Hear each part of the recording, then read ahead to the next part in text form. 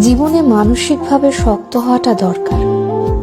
আপনার ভেতরটা যতই নরম হোক না কেন, বাইরে বোঝাতে হবে আপনি একজন শক্ত মানুষ।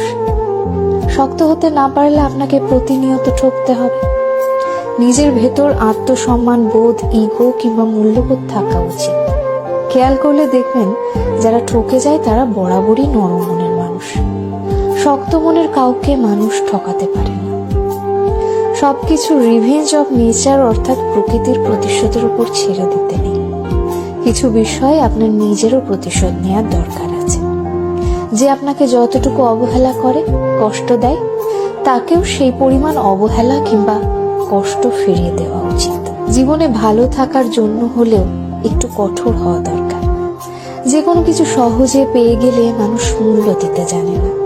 মানুষ হিসেবে আপনি সহজ হতে পারেন, তবে সস্তা কিংবা সহজলভ্য হতে যাবেন না। যে আপনাকে যতটুকু দেবে তাকে ততটুকুই ফিরিয়ে দিতে শিখুন, হোক সেটা আঘাত কিংবা ভালোবাসা।